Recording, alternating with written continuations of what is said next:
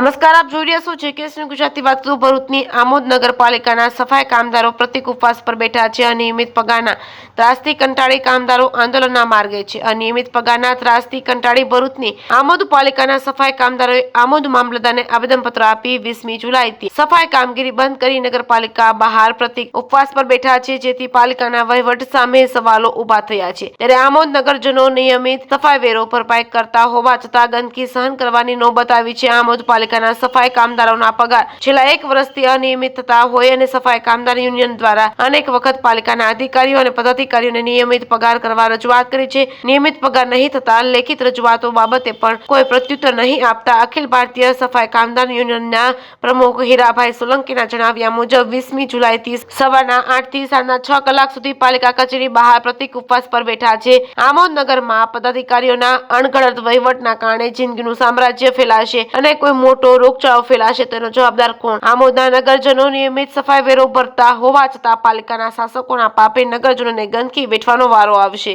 જેકેએસની ગુજરાતી સાથે કેતન મહેતા, ભરૂચ।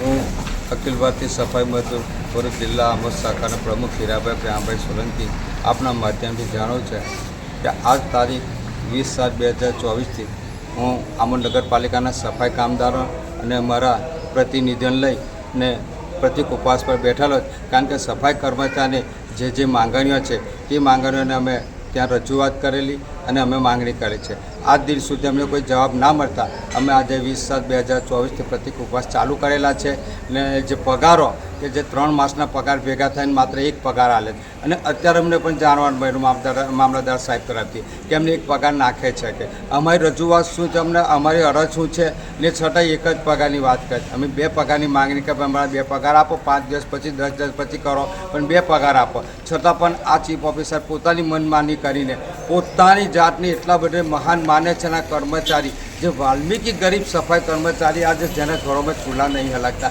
એઓને પર એક જાતનો અત્યાચાર અને એક જાતનું આ લોકો શોષણ કરી રહેલા છે। માટે અમારા આપને માધ્યમથી વારંવાર હું રજૂઆત કરું કે ભાઈ કર્મચારીને પગાર કરો તો 2 પગાર કરો અને જે એમની માંગણીઓ છે મૂળ પાયાની એ માંગણીઓને એમને તમે સ્વીકારી અમને ન્યાય આપો એવી અમારી વિનંતી અરજ છે।